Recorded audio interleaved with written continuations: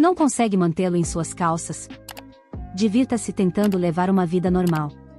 Um amigo meu me disse que minha história deveria ser contada, então vamos lá. Em meu país, o ensino médio começa aos 15 anos de idade e dura 3 anos. Eu estava um ano adiantada, portanto, tinha 14 anos. Durante as primeiras semanas de aula, um rapaz da minha classe, para o bem desta história, vou chamá-lo de Connor, se aproximou de mim e começamos a nos dar bem a ponto de começarmos a namorar rapidamente. Mal sabia eu que Connor se tornaria meu pior pesadelo nos 3 anos seguintes. Ele tinha 17 anos quando nos conhecemos e, assim como muitos rapazes dessa idade, era obcecado por fazer o coito. Ele me pressionou para que eu tivesse minha primeira vez com ele e terminou comigo logo depois que acabei cedendo. Depois disso, nenhuma de nossas relações coitais seguintes foi consentida. Ele era muito manipulador e me fazia acreditar que eu queria tudo o que estava acontecendo comigo. Demorei um pouco para entender o que ele estava fazendo, na verdade, só entendi depois de ter ficado com outra pessoa aos 17 anos. Antes de finalmente perceber, ele já havia dormido comigo mais de 50 vezes. Durante nosso segundo ano do ensino médio, ele cometeu o erro de se forçar violentamente com minha melhor amiga. Ela acabou fazendo um aborto por causa dele, e eu comecei a planejar minha vingança. Originalmente, era para vingá-la, mas acabou funcionando para mim também. Percebi que ele não só se aproximava apenas das alunas do primeiro ano, mesmo tendo 20 anos quando me formei, mas também visava as mais jovens entre elas. Ele me repetia que eu era muito mais atraente aos 14 anos do que aos 17. Então, sabendo que era inútil contar à polícia, porque no meu país apenas 0,4% de todas as queixas de relação forçada em que as vítimas têm menos de 15 anos acabam em sentença, arruinei a reputação dele. Disse a cada um de seus conhecidos que ele era um criminoso e, para proteger meu melhor amigo, disse a todos que eu era a pessoa que ele havia violado, o que não era realmente uma mentira. O boato se espalhou como fogo e, depois de alguns dias, até os professores estavam olhando para ele com repulsa. Ele ficou isolado e a única razão pela qual não sofria bullying era o fato de ter 1,90 metros de altura. Eu poderia ter parado por aí, mas não parei.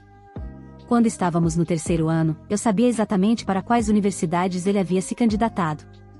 Ao besbilhotar a mochila do Connor, encontrei os números das inscrições dele e, usando-os, entrei em contato com todas as universidades para as quais ele se inscreveu e expliquei a situação, fornecendo capturas de tela da conversa dele com a minha melhor amiga, na qual ele ameaçava com um processo por difamação se ela tentasse apresentar queixa contra ele. Ela as havia enviado para mim para falar mal dele e eu as guardei durante todo esse tempo. Todos eles me agradeceram e ele acabou não conseguindo entrar em nenhuma universidade. Ele teve que repetir o terceiro ano por causa disso, em um estabelecimento onde todos sabiam o que ele havia feito e todos os alunos do primeiro ano sabiam que deveriam evitá-lo a todo custo. No ano seguinte, como eu não estava lá para impedir suas inscrições, Connor foi aceito em uma universidade com a qual eu não havia entrado em contato no ano anterior. Infelizmente para ele, acabei sabendo em qual universidade ele estava entrando e repeti o mesmo processo. Havia ex-alunos da nossa escola de ensino médio na universidade para a qual ele estava indo, que falaram com o centro de saúde mental da universidade sobre o comportamento inadequado que ele teve com eles e contaram que tipo de boatos havia contra ele. Como eu havia fornecido provas de que os boatos eram verdadeiros, Connor foi expulso permanentemente para a segurança das alunas que frequentavam a universidade. Portanto, agora ele não tem um diploma, não tem onde estudar e não tem vida social. Sua situação não poderia piorar, não é mesmo? Bem, sim. Eu a tornei pior. Connor tentou se mudar para outra região, onde ninguém o conheceria, e obter um diploma para trabalhar com crianças. No entanto, Connor é viciado em telefone e não pôde deixar de compartilhar em suas mídias sociais que havia obtido seu diploma e começado a trabalhar como educador para crianças e pré-adolescentes com problemas. Mal sabia ele que eu havia criado uma conta fingindo ser um de seus únicos conhecidos do ensino médio que eu sabia que estava cronicamente offline. Com um pouco de pesquisa, acabei encontrando seu local de trabalho e comecei o mesmo processo novamente. Também adicionei uma mensagem que ele havia deixado em meu correio de voz, na qual ele estava ofegante enquanto me dizia como eu era bonita aos 14 anos e como ele adoraria voltar no tempo só para me comer novamente. Não é preciso dizer que eles se livraram dele muito rapidamente, temendo pela segurança das crianças. Eu estava planejando continuar a denunciá-lo a todos os lugares onde ele pretendia trabalhar, mas o local de trabalho anterior dele cuidou disso para mim. Não sei como, mas, de acordo com a mídia social do Connor, eles conseguiram colocá-lo em uma lista negra em nível nacional, invalidando tecnicamente seu diploma. Devido a isso, ele não podia mais pagar o aluguel e acabou ficando sem teto por um tempo até que sua mãe aceitou acolhê-lo novamente. Sou amigo de sua irmã mais velha, que sabe tudo sobre isso e contou ao resto da família o que aconteceu. Pelo que ela me contou, todos cortaram relações com Connor e sua mãe, inclusive ela. De vez em quando, continuo acompanhando suas mídias sociais para ver se ele está tentando se reerguer. A última vez que verifiquei foi hoje, pouco antes de escrever tudo isso. Assim, a relação forçada de duas pessoas acabou isolando-o socialmente de sua família. Enquanto eu estiver vivo, ele não tem chance de arrumar uma namorada, mora na região onde passou o ensino médio, então ninguém o contrataria nem como faxineiro, e ele até passou algumas noites na rua. Sinceramente, a essa altura, é impressionante que ninguém tenha tentado machucá-lo fisicamente, fazê-lo passar pelo que ele fez eu e meu melhor amigo passarmos, ou mesmo acabar com sua vida. Vá para o inferno, Connor. E acredite em mim quando digo que você terá de esperar que eu morra antes mesmo de pensar em começar a ter uma vida normal. Nunca mexa com os cães de seu vizinho. Minha tia idosa, louca e antissocial mora nas montanhas da Virgínia Ocidental. Minha tia é uma mulher idosa, má e amarga, suspeita de ter atirado e desvivido seu ex-marido, mas a polícia nunca conseguiu culpá-la. Anos atrás, ela comprou uma pequena casa em um terreno que faz divisa com o terreno de outra família em um vale de montanha pequeno, estreito, isolado e com florestas. A outra família morava lá há muito tempo e só queria ser deixada em paz, como a maioria das pessoas que optam por viver em um local remoto nas montanhas da Virgínia Ocidental. Minha tia comprou galinhas e começou a deixá-las soltas, sem cercas em sua propriedade, e os cães dos vizinhos ficaram muito interessados nas galinhas. As galinhas ficavam soltas e entravam na propriedade do vizinho. Um dia, sem aviso prévio, ela desviveu os cães do vizinho por terem comido uma de suas galinhas, e apenas um dos cães foi desvivido em sua propriedade. O outro foi desvivido a tiros no jardim da frente do vizinho. O vizinho tinha filhos pequenos e eles adoravam aqueles cães. Minha tia foi até lá com uma espingarda e disse aos vizinhos que era melhor eles nunca mais terem outros cães comedores de galinhas ou ela os desviveria também. Os vizinhos não gostaram muito do fato de ela ter desvivido seus cães, e suas ações com a espingarda, sacudindo-a e ameaçando-os, foram exageradas. Mas eles não chamaram a polícia, pois sabiam que minha tia maluca, que tinha a reputação de ser violenta, provavelmente não seria presa e, se fosse presa, seria liberada rapidamente e voltaria da cadeia. Assim, algumas semanas depois, quando minha tia foi à cidade, a janela dos fundos de sua casa foi quebrada e uma garrafa de óleo e gás em chamas foi jogada em sua casa. Quando o corpo de bombeiros finalmente chegou, a casa estava completamente destruída, e todos os cães e possivelmente a espingarda e a arma de fogo que minha tia possuía, além de todos os seus outros bens materiais, foram incinerados. A casa foi totalmente destruída, junto com o galinheiro etc. Os vizinhos não viram nada e o departamento do xerife não conseguiu provar nada. Minha tia tinha uma longa lista de inimigos. Ela não trabalhava e, portanto, era pobre e preguiçosa demais para ter seguro residencial. Por isso, teve de se mudar, e seu filho acabou comprando um trailer barato e degradado na cidade. Nós, que conhecíamos minha tia, achamos que ela recebeu o que merecia. Moral da história: não mexa com o cachorro de um homem da montanha. Tentou roubar minha vaga de estacionamento alugada legalmente? Agora aproveite o fato de estar desempregado. Isso aconteceu ontem à noite, e agora estou em uma posição boa o suficiente para realmente publicar isso. Sou um motorista profissional. Assim, nas estradas dos Estados Unidos, há diferentes paradas de caminhões em todo o país que têm um sistema pague para estacionar, geralmente com cerca de 10 a 20% do estacionamento marcado como reservado, com cada vaga custando de 15 a 25 dólares.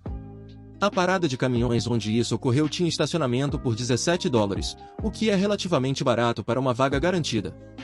As vagas são reservadas por 24 horas, começando às 16 horas, horário local, e se estendendo até às 15 horas da tarde seguinte. Eu sabia que teria uma entrega tarde da noite, então cheguei à parada de caminhões por volta das 3h30 e paguei por uma vaga reservada. Disse à gerente de plantão que tinha uma entrega na estrada naquela noite e que voltaria assim que a entrega fosse concluída, mas que ainda poderia liberar a vaga na tarde seguinte, no caso, hoje. Ela me disse que não havia problema e que marcaria a vaga como vendida quando eu saísse, de modo que, se outra pessoa viesse tentar reservar a vaga, ela poderia consultar suas anotações e negar a venda. Às 23h15, saio para fazer minha entrega. Só saio do local às 2h30 da manhã seguinte, hoje. Então, Grog, Volto para a parada de caminhões para recuperar minha vaga paga, mas descubro que as vagas reservadas estão todas ocupadas. Chamo a gerente de plantão e, depois de lhe dar minhas informações, informo que todas as vagas estão cheias e que alguém estacionou em uma vaga sem pagar por ela. Ela manda seu outro funcionário verificar os caminhões. O culpado era de uma empresa conhecida por seus reboques laranja brilhante, e ele era o motorista da empresa. O outro funcionário começa a bater em sua porta para informá-lo de que ele está estacionado ilegalmente e que precisa se mudar. Enquanto isso, posso ver o tumulto pelo meu espelho, com meu ponto de vista na ilha de combustível, onde fui instruído a estacionar temporariamente. O motorista abre a porta com uma garrafa de Heineken em uma mão e algum tipo de instrumento para fumar em outra. Sei o que é, mas, para o bem dos Moss, não vou dizer. Decidi abrir a janela para ouvir o tumulto e ouvi o funcionário dizer ao motorista para se mexer ou ele chamaria a empresa de reboque e a polícia. Esse motorista está completamente irritado porque alguém teve a audácia de lhe dizer onde ele pode ou não estacionar, então ele bate a porta no funcionário, ameaçando. O funcionário chama a polícia e a empresa de reboque, e a polícia aparece primeiro. Eu já havia trabalhado para essa empresa antes, portanto, conheço suas políticas e, mais importante, o que eles podem e não podem ter em seus caminhões. Bebidas alcoólicas não são permitidas na cabine. Qualquer coisa que não seja um cigarro ou charuto e um isqueiro também não é permitido. O golpe de misericórdia, um piu-piu, de qualquer tipo, absolutamente não é permitido e, especialmente, não é permitido carregado. Esse motorista tinha tudo isso e algumas outras substâncias não tão legais em sua cabine, por isso foi levado algemado. Seu caminhão foi levado em um guincho. Depois que o tumulto diminuiu, liguei para a diretora de segurança da empresa e informei que o caminhão deles estaria em um parque de apreensão e que o motorista seria preso por causa do material não tão legal que tinha no caminhão. Ela me agradeceu e disse que ele definitivamente perderá o emprego, especialmente por causa do álcool e de outras coisas não tão legais. Acho que ele jogou a cartada de brincar e descobrir, e isso prejudicou em sua carreira. O cara tentou vender uma casa no nome da minha família e recebeu o que merece. Minha família estava procurando uma casa grande e encontrou a perfeita no início dos anos 2000. Quando meu pai conversou com os proprietários, eles concordaram em consertar alguns encanamentos da casa antes de nos mudarmos, desde que colocássemos todas as coisas deles na garagem para 2 carros, para que fosse mais fácil para eles se mudarem. Havia também várias coisas a serem consertadas, uma piscina a ser limpa e uma grande quantidade de paisagismo a ser feito. Meu pai fez os reparos e usou seu exército de filhos para fazer todo o paisagismo, o trabalho na piscina etc. A casa estava com uma aparência incrível em comparação com a anterior e faltava uma semana para nos mudarmos. Até hoje não sei por que meu pai fez isso. Mas ele havia pago um depósito em dinheiro. Não havia nenhum registro em papel e os proprietários decidiram tirar proveito disso.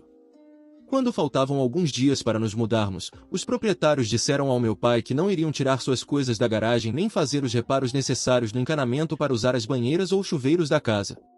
Ele poderia lidar com o fato de não ter garagem e pagar pelos consertos do encanamento ou poderia ir embora. Não haveria reembolso do depósito se ele não gostasse. Eles até disseram que estavam pensando em mudar outra pessoa para a casa, porque o valor da casa era maior com todos os consertos que já havíamos feito.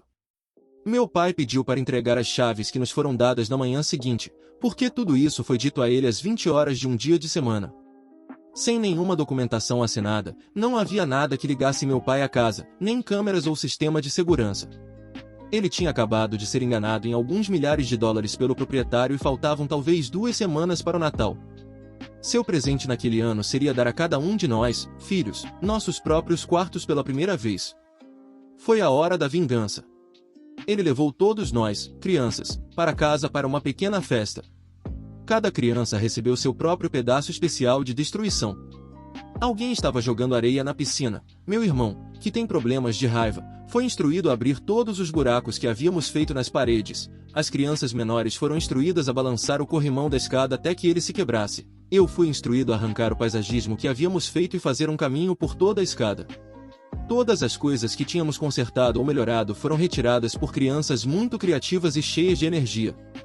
Enquanto tudo isso acontecia, meu pai e minha madrasta vasculhavam tudo que havia na garagem dos proprietários e pegavam tudo que podiam dar de presente para a família, penhorar ou vender. Havia objetos de coleção de alto valor, joias e um computador que meu pai nos deu de presente de Natal. No dia seguinte, meu pai disse aos proprietários que havia colocado as chaves na garagem com a porta aberta naquela noite para eles. Ele então desligou o telefone e nunca mais tivemos notícias dessas pessoas. Isso foi legal? Não, em nenhum dos lados. Tivemos um bom Natal? Sim. Foi divertido destruir o local? Sim. Na verdade, fiz um tapete de muito bom gosto com galhos de cercas vivas, arranquei nossas flores e um pouco de areia e cascalho de piscina. No próprio tapete da casa. Curtiu o vídeo? Não se esqueça de deixar um gostei, se inscrever no canal e ativar o sininho para não perder nenhum dos nossos conteúdos. Até a próxima!